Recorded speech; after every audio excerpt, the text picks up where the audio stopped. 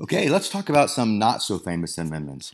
Remember, there are 27 amendments total, and we've already talked about some of the big ones that we would consider really important, like the first 10, obviously, the Bill of Rights, and then those amendments dealing with voting, which we would call enfranchisement amendments.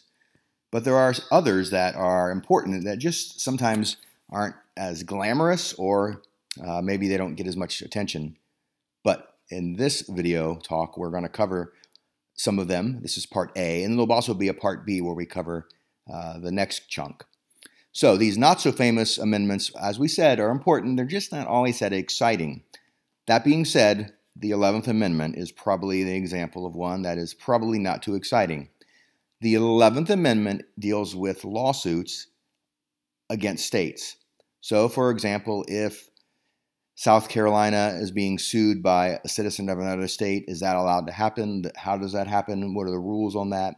The Constitution was a little bit vague on it, but they cleared it up in 1795 with the 11th Amendment. So rules for lawsuits against states. And I remember this one because the number 11 looks like rules and lawsuits. The L and the L in the two words there look like the number 11. So it helps me remember that this is all about rules if you're going to sue another state. And most people in this country never will think about this, but perhaps if law school is in your future, maybe you'll remember the 11th Amendment, rules for lawsuits. Rules for lawsuits 11. Now the 12th Amendment is probably a little more exciting. When the Constitution was originally written, you think back to some of the social studies classes you've had, there was a couple problems. One, the biggest one was whoever got elected in the Electoral College. Remember, that's really who picks our president. The Founding Fathers were a little nervous about letting ordinary voters and citizens pick the president. So it's really more of an indirect way when we vote. But the Electoral College, which is the people who actually do vote for a president, in the original Constitution, it was whoever got the most votes from electors became president, and whoever got the second most amount would become vice president. So you can see that that could cause a little problem.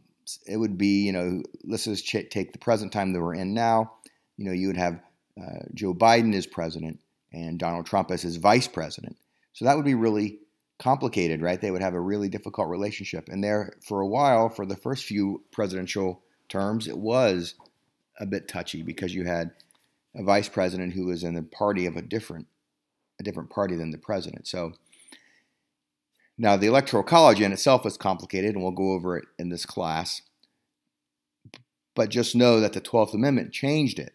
So instead of first is first and whoever gets second is the vice president, now when electors go to vote, and they vote in December, so you'll vote for president in November, but the electors will meet in December all across the country in their state capitals.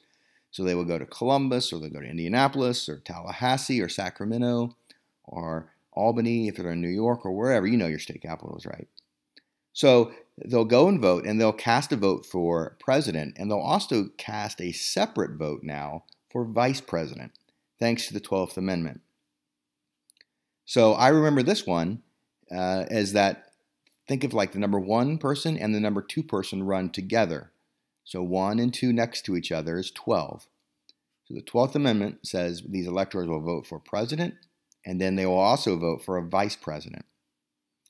We tend to think of them like it's a ticket, and that's typically how they run as a team. So when these electors vote, we all know who they're going to vote for president and then for vice president. And there's a little bit more of small print on this 12th Amendment, but for the most part, this is the main point. It also clarifies a few things if for some reason someone doesn't get the majority in the Electoral College, how the Congress picks the president. But generally, this is just helpful to remember that the number 1 and number 2 guy or girl run together as a ticket. And this was passed in 1804. The electors vote for president and vice president. The 16th Amendment, so remember we've already covered the 13th, 14th, and 15th. Those are the what we would call the Reconstruction Amendments.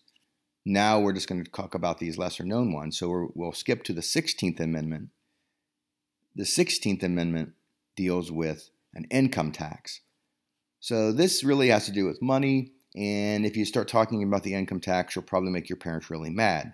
And if you work at Kroger or anywhere else, you probably know that you don't always get to keep your whole check.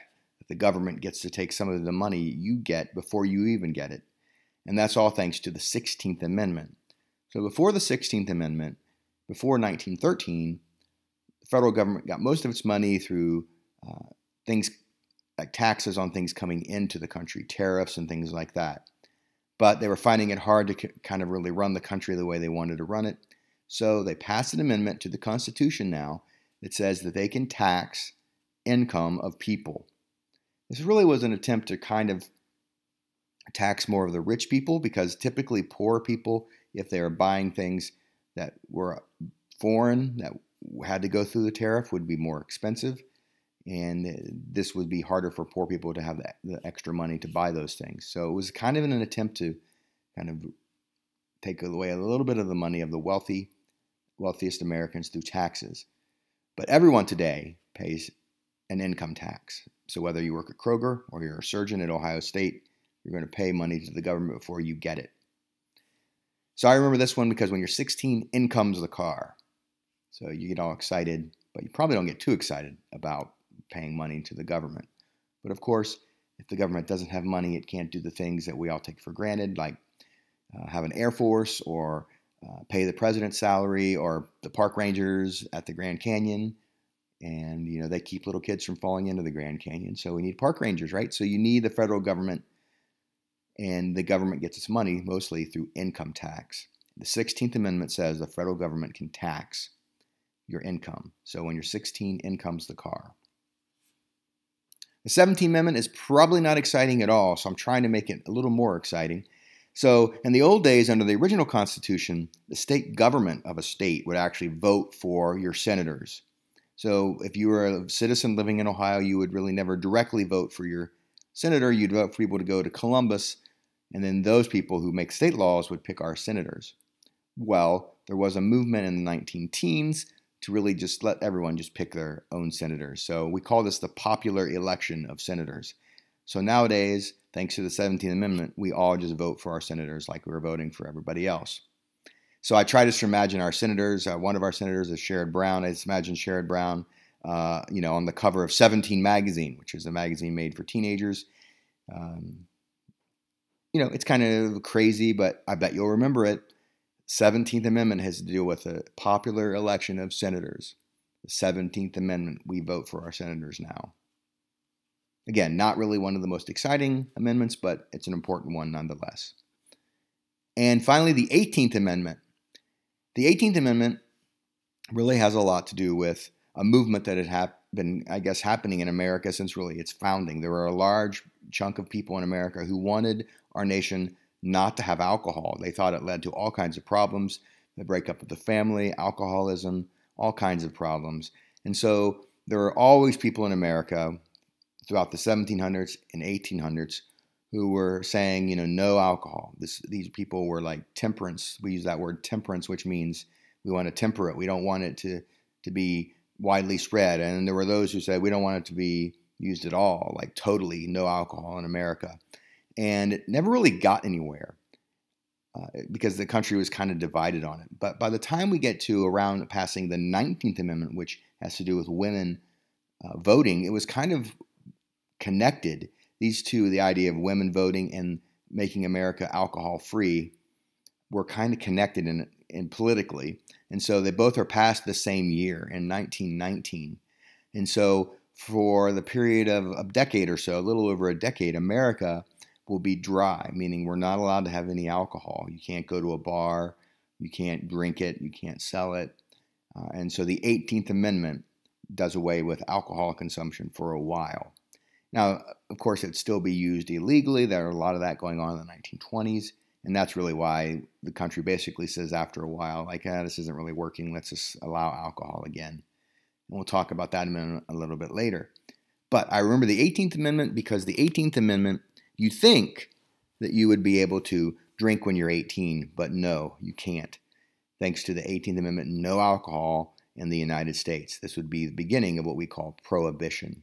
So the 18th Amendment starts prohibition in 1919. And so if you know the root word of prohibition, It's prohibit, and so alcohol is prohibited.